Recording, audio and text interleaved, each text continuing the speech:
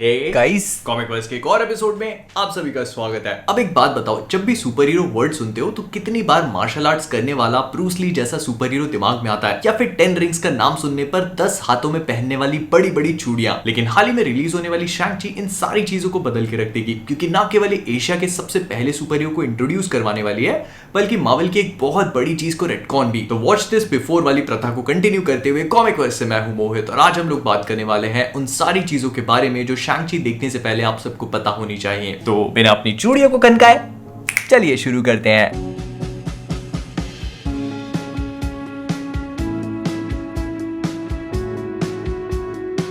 अब सबसे पहले अगर इसकी रिलीज डेट के बारे में बात करें तो जब इंडिया में मार्वल वालों ने ब्लैक विडो को रिलीज नहीं किया तो दिल में ऐसे धक धक हो रहा था कि शायद ये लोग शैंग-ची के साथ भी वैसे ही कुछ ना कर दें।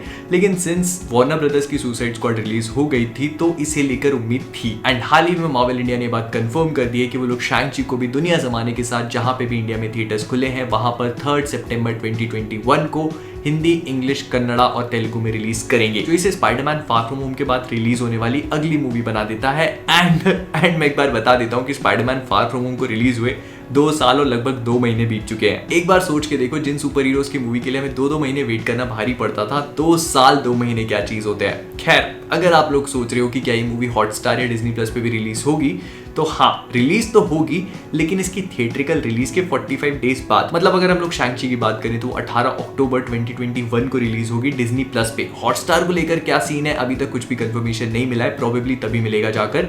फिलहाल तो सबकी सब थिएटर्स में रिलीज होंगी, इसीलिए आई होप कि आप सबके वहां के थिएटर्स खुल गए हों। हमारे यहाँ पे तो खुल गए, तो प्रोबेबली यहाँ पे लग भी जाएगी। फिलहाल भाई की बीसीयू की राधे अभी भी चल रही है, तो चलने देते हैं उसको। फिर इसके बाद अगर हम लोग मूवी की मोटी मोटी स्टोरी के बारे में बात करें तो ये मूवी मार्वल के एशियन सुपर हीरो शैंग-ची की डेब्यू मूवी होगी, जो इसको मार्वल के बड़े भयंकर सिनेमैटिक यूनिवर्स में गिराने वाली है। और वो वीडियो ही क्या जिसमें कॉमिक बुक्स का ज्ञान ना पेला जाए, तो दोस्तों वक्त आ चुका है। अब कॉमिक बुक्स में राइटर्स ने ब्रूस ली से इंस्पायर होकर शैंग-ची को क्रिएट किया था, जो फू मांचू नाम के एक बहुत बड़े लसन का बेटा होता है, और इसे फू मांचू ट्रेन करता है अपने इविल इंटेंशंस को पूरा करने के लिए, मतलब दुनिया जमाने में भेजकर और लोगों को असासिनेट करने के लिए।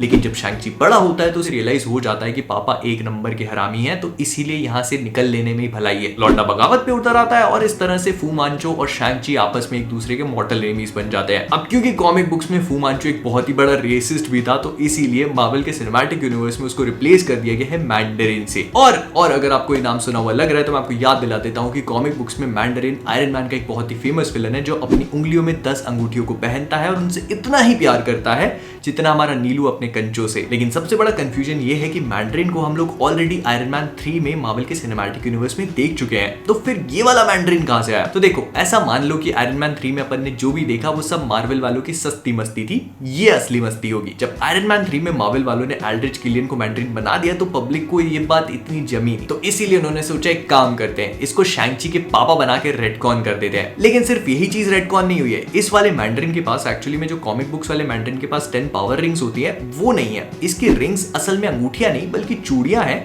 जिनके पास कुछ डिफरेंट टाइप की पावर्स हैं, जिन पे हम लोग आगे बात करेंगे। अब मूवी में शैंग-ची का रोल प्ले करने वाले हैं सिमू लियू, जो हॉलीवुड में अपनी एशियन कम्युनिटी को रिप्रेजेंट करने के लिए काफी ज्यादा सीरियस है, और ये एक बहुत ही अच्छी बात है। एंड कॉमिक बुक्स की तरह इस मूवी में भी शैंग-ची की स्टोरी कुछ ऐसी ही होगी कि वो अपने पापा के अत्याचार से परेशान होकर वहां से निकल लेता है और लॉस एंजलिस में रहने लगता है, जहां वो अपने दोस्त बना लेता है। लेकिन कुछ ही टाइम बाद पापा मैंडरिन अपने गुंडे लेजर फेस को भेजकर शैंग-ची को वापस अपने गांव बुला लेते हैं, क्योंकि उसे अपनी लेगेसी को एक्सेप्ट भी तो करना है।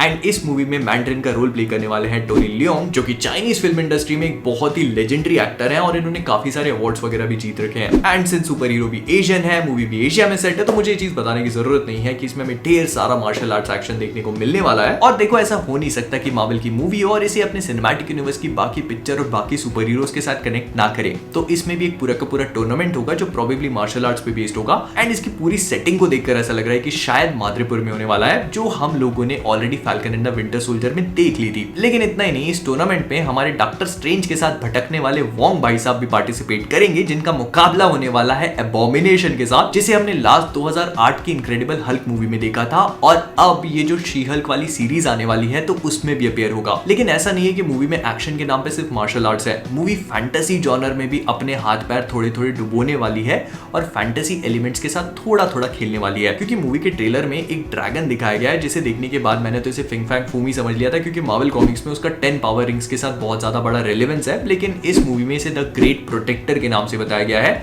अब इसका मूवी में कितना बड़ा रोल होगा ये तो नहीं पता, लेकिन आई एम गेसिंग कि ये हो सकता है कि शैंग-ची को अपनी पावर्स फिगर आउट करने में हेल्प करे। और अगर आप लोग ये सोच रहे हो कि ये मार्वल की एवर कंफ्यूजिंग टाइमलाइन, जो कि लोकी के बाद तो और भी ज्यादा कंफ्यूजिंग हो चुकी है, उसमें कहां टेक प्लेस करती है, तो देखो इस चीज को ऑलरेडी कंफर्म कर दिया गया है कि एंड गेम के बाद टेक प्लेस करेगी। अब लोकी के बाद होगी, वांडाविजन के बाद होगी, falcon and the winter soldier के बाद होगी, इस बात को लेकर कंफर्मेशन नहीं है, लेकिन हाँ ये जरूर पता है कि एंड गेम के बाद क्या है। तो जो भी स्नैप वाले इफेक्ट्स थे वो हमें इस मूवी में देखने को मिलेंगे। एंड अन्नदाता साहब ने ये भी बता दिया है कि ये मार्वल के फेज 4 की पहली मूवी होगी जो फेज 4 को किक ऑफ करेगी। फिर इसके अलावा अगर हम 10 रिंग्स के बारे में बात करें तो वैसे तो कॉमिक बुक्स में ये 10 रिंग्स एक्चुअली में 10 रिंग्स मतलब अंगूठियां ही होती है, जिनमें से हर एक रिंग की अपनी अलग पावर होती है। इनका ओरिजिन पूरी तरह से एलियन है और कोई रिंग विंड को कंट्रोल कर सकती है, कोई वाटर को कंट्रोल कर सकती है, कोई लाइट को, कोई डार्कनेस को और कोई दिमाग को। अब इनके बारे में और अच्छे से समझने के लिए जो मैंने वीडियो बनाया था उसकी लिंक ऊपर फ्लैश हो रही होगी, तो जाके उसे एक बार देख लेना। लेकिन मूवी के क्लिप्स जो यूट्यूब पर मार्वल वालों ने 10 लाख करोड़ डाल दिए और मूवी की ऑलमोस्ट पूरी स्टोरी बता दी है, उन्हें देखकर ऐसा लग रहा है कि ये रिंग्स पावर की तो है, लेकिन कुछ अलग तरह से। जैसे मैंड्रिन इनका यूज बेल्ट की तरह कर रहा है अपने दुश्मनों के सामने, तो मुझे ये चीज बताने की जरूरत नहीं है कि पापा और बेटे की फाइट में बेटे को कितने बेल्ट ही बेल्ट पड़ने वाले हैं।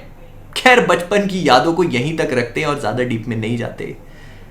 फिर इसके बाद बात करें इस बारे में कि क्या इस मूवी में हमें मार्वल का मल्टीवर्स वाला एलिमेंट भी देखने को मिलेगा, जो लोकी में हमने भरपूर तरीके से देखा था, फिर स्पाइडरमैन नो वे होम में देखेंगे and probably doctor strange multiverse of madness में भी। लेकिन इस फिल्म में ये चीज हो इस बात के चांसेस बहुत कम है। देखो ये शैंग-ची की सोलो डेब्यू मूवी है और अगर हम लोग अभी तक डेब्यू मूवीज का रिकॉर्ड देखते चलें तो Thor, captain America, captain Marvel छोड़ दो, इन सारी मूवीज में मार्वल वालों ने स्टोरी को बहुत ही ज्यादा सिंपल और बेसिक रखा है, तो प्रोबेबली शैंग-ची की कहानी भी उसी के आसपास सर्कुलेट होकर उसकी स्टोरी को बहुत ही बेहतरीन वे में दिखाएगी। तो इसीलिए मल्टीवर्स दिखाने के चांसेस मेन मूवी में तो नहीं, लेकिन हाँ पोस्ट क्रेडिट सीन में जरूर है। इनफैक्ट ऐसा बोला जा रहा है कि इस मूवी का पोस्ट क्रेडिट सीन अभी तक का एमसीयू का सबसे लंबा और सबसे बेहतरीन है। तो प्रोबेबली जो सिल्वी वाला खचाक खचाक वाला सीन था वो हमें इस मूवी में उसका असर देखने को मिल सकता है। तो कुल मिला के शैंग-ची मार्वल सिनेमैटिक यूनिवर्स में एक बहुत ही लैंडमार्क टाइप की मूवी होगी, जो एक नए हीरो और नए टाइप के एक्शन को एस्टैब्लिश करेगी। लेकिन इसके साथ ही साथ जो सबसे इंपॉर्टेंट चीज है और जिसका हम लोग काफी टाइम से वेट कर रहे थे, ये फेज 4 को किक ऑफ भी करेगी, जिसके बाद मल्टीवर्स के दरवाजे खुल जाएंगे। तो इसीलिए अगर पॉसिबल हो तो मास्क, सैनिटाइजर और सोशल डिस्टेंसिंग को मेंटेन करते हुए जाना और मूवी को देख कर आना। बोल भी क्यों रहा हूं, जाओगे ही। तो विद दैट बीइंग सेड हम लोग इस वीडियो को यहीं पे रैप अप करेंगे। अगर आपको वीडियो पसंद आया तो प्लीज इसे लाइक और शेयर करना मत भूलिएगा। फिर इसके बाद अगर आप सभी लोग कॉमिक वर्स पे नए हैं तो वो नीचे वाला सब्सक्राइब बटन आपको लाल रंग का दिख रहा होगा, उसे टच करिए और तुरंत ही ग्रे बना दीजिए। अगर इतना सब कर लिया है तो मुझे फेसबुक, इंस्टाग्राम, ट्विटर, डिस्कॉर्ड पे भी फॉलो करना मत भूलिएगा और सारी की सारी दुनिया जमाने की लिंक्स आपको डिस्क्रिप्शन में मिल जाएगी। जब इतना कर लिया तो मेरा एक और चैनल है, उसकी लिंक ऊपर फ्लैश हो रही होगी, जाके एक बार देख लेना और मुझे कमेंट्स में बताना मत भूलना कि शैंग-ची को लेकर आप कितना एक्साइटेड है और मूवी से क्या कुछ एक्सपेक्टेशंस होंगी। एंड हाँ, अगर मेरी ये टी शर्ट अच्छी लग रही है तो thecomicverse.com पे जाइए and shop away. Loki discount code का यूज करना मत भूलना। तो कॉमिक वर्स से मैं हूं मोहित और आप सभी लोग as always keeping awesome.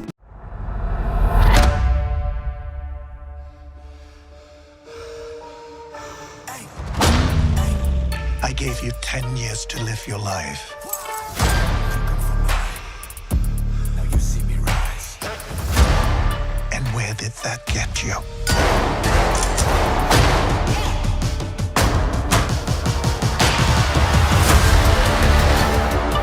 You walked in my shadow.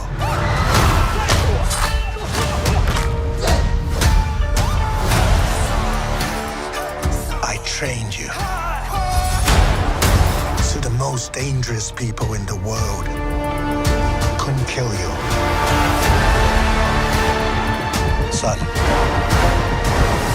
it's time for you to take your place by my side.